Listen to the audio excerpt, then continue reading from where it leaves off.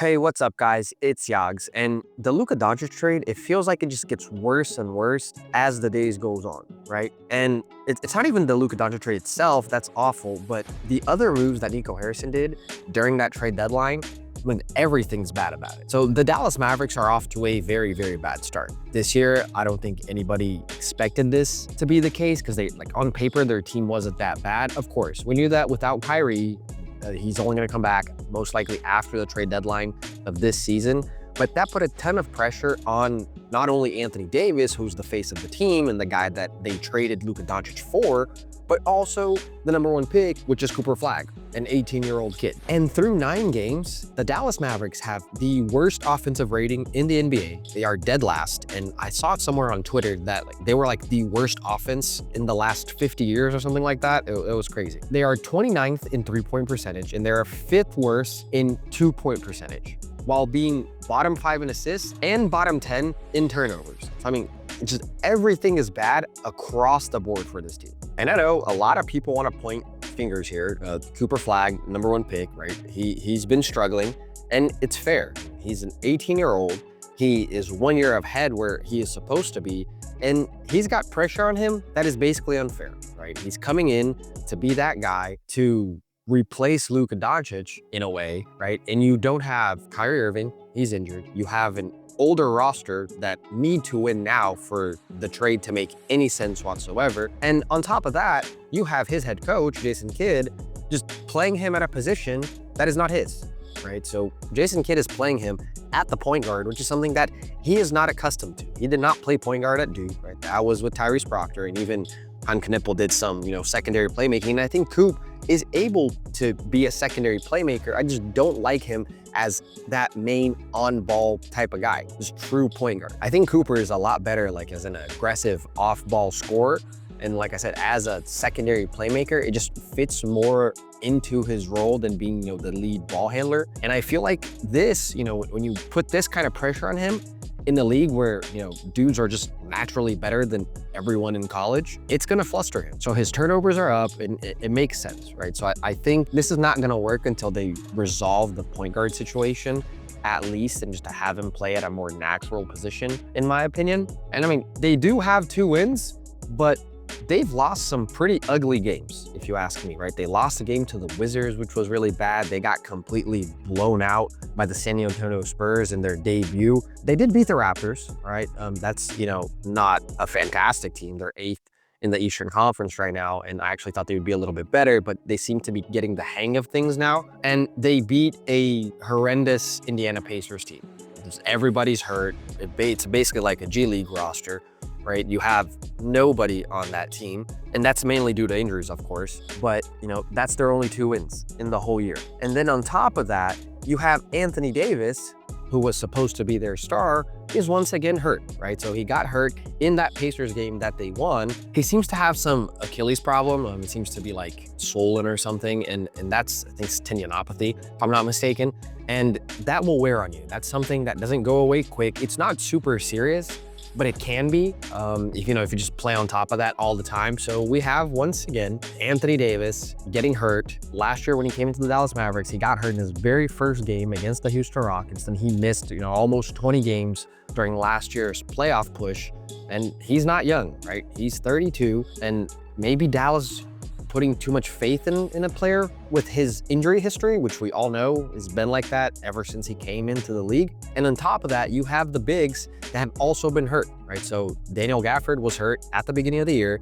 He's just starting to come back. He's played about 4 games since he came back. Derek Lively started playing at the beginning of the year, and then he got hurt. So we haven't seen the Lively, Gafford, AD trio in the Dallas lineup basically since the beginning of the year, and we're not going to see that until everybody comes back. And those 3 guys make a huge impact defensively, in my opinion. So not having them on the floor is also contributing, I would imagine, to the Dallas Mavericks' lack of success in this year's season. And just hitting on some other players, you got the Cooper Flagg expectation, right? So he came into the season, everyone was, saying that he was going to be the Rookie of the Year frontrunner, average 20 points a game. And it's still possible, right? This is a very small sample size. We're 9 games into the season, and these may be his worst games during the whole year until he gets a little bit more comfortable, but it hasn't looked great, right? We're looking at 39% from the floor in field goal percentage. We're looking at 29% from 3. I mean, almost 15 points a game. That's all right. He seems to do well defensively, which is, I think that's something that nobody ever questioned, that he would come into the league and just fit well in any defensive scheme. But the whole thing out of position is just bad. You brought in D'Angelo Russell in the offseason for apparently absolutely nothing, because D'Lo has not played. I mean, he wasn't playing well over the last couple of years either, but I mean, not even having him run the point guard position to me is kind of insane. He's shooting 46% from the field and 31% from 3.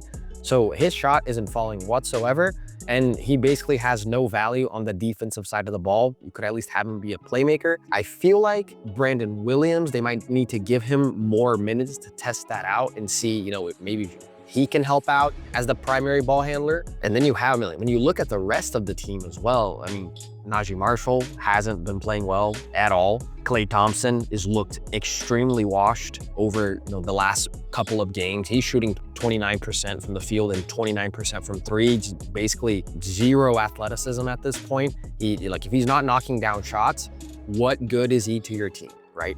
And then when we come to the second part of that trade deadline, which was the Quentin Grimes deal. And that's insane because, when we look at what Caleb Martin has done, he's averaging 9 minutes per game, all right? He was acquired for Quentin Grimes and a 2nd round pick, okay? And Quentin Grimes is balling out. He would have been a great fit around that Dallas team either way, around Luka, around Kyrie, around the bigs. He is that, and even after, on this team right now with AD and Cooper Flagg. But when we look at what Quentin Grimes did over the past, since he was traded in, the beginning of this year. So last year, over a 28-game span, he had 22, 5, and 4. And that's without the 3 main players for the Sixers. So Embiid was out most of that time, so was Paul George, and so was Tyrese Maxey. And that was, the pre-VJ Edgecombe. And then this year, he's at 18 points per game, at 38.5 from 3 on high volumes, like 6, 7 shot at 3-point shots a game, which is insane. And then when you compare that to what he was traded for in Caleb Martin, it's crazy. Because Caleb Martin, since he joined the Dallas Mavericks, remember, he was hurt also in the beginning, so he didn't play the full span after he got traded. He only played 14, 15 games. So he's averaging 5 points, 2.5 rebounds, and shooting 25% from 3. He has absolutely zero trade value.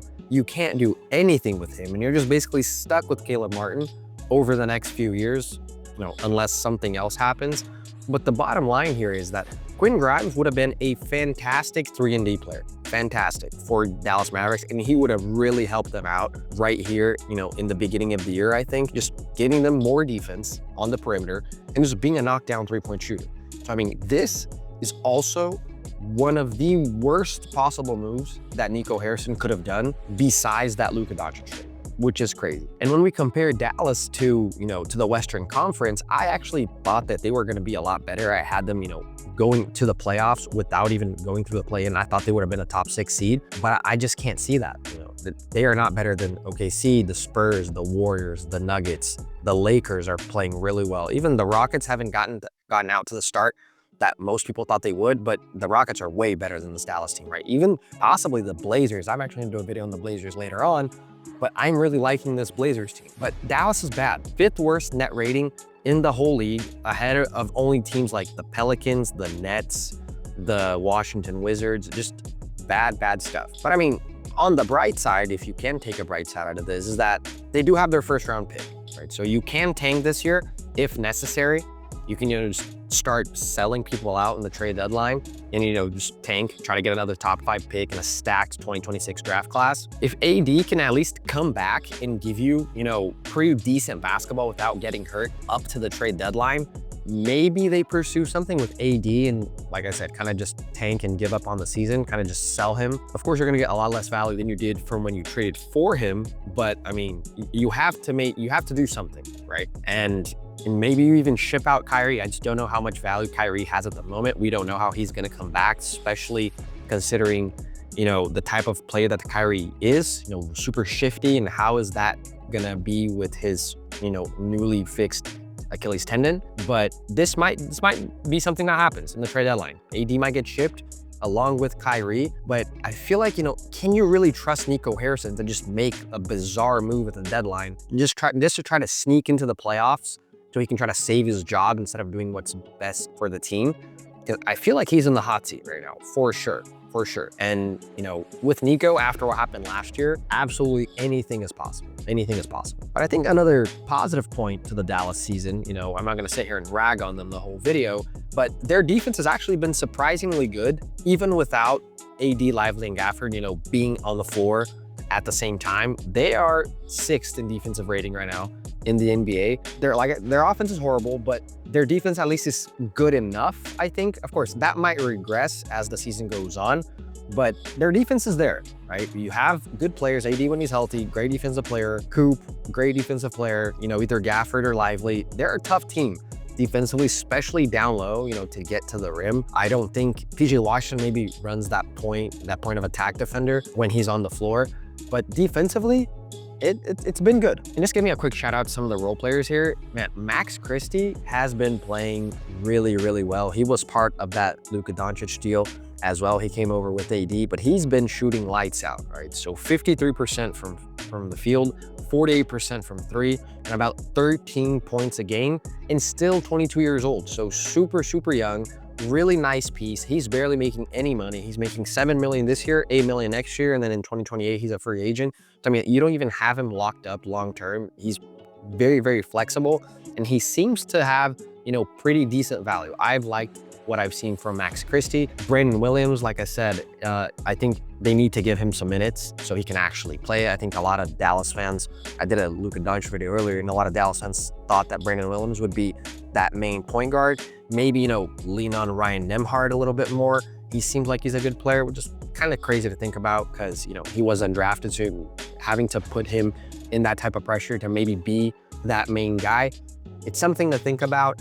But the Luka Doncic trade itself, the whole Dallas situation, it looks pretty bad, all right? I am still a Cooper Flagg believer. I think, Coop is going to be a future all-star in this league. I think he has everything to be an all-star. I mean, he can pass. He's really, really good as the help defender. He can play on ball as well. And, as he develops and just gets more accustomed to the game, I am not worried at all about Cooper Flagg and what he's doing, but I am worried about this Dallas team. Right? They're not looking like they're going to go to the play-in at this point, so I'm curious to see what is going to happen. Are they, just going to tank? Let me know in the comments what you guys are thinking of this. Do you guys still believe in Dallas? Should Nico be fired? Because he's in talks with, Joe Dumars as some of the worst GMs in basketball right now. We know what's going on with the Pelicans. I have another video coming out for the Pelicans over the next couple of days. But yeah, let me know in the comments, guys. As always, if you enjoyed the video, leave a like, subscribe to the channel, trying to hit those 1,000 subscribers. I really appreciate it, and I'll catch you guys on the next one. Peace.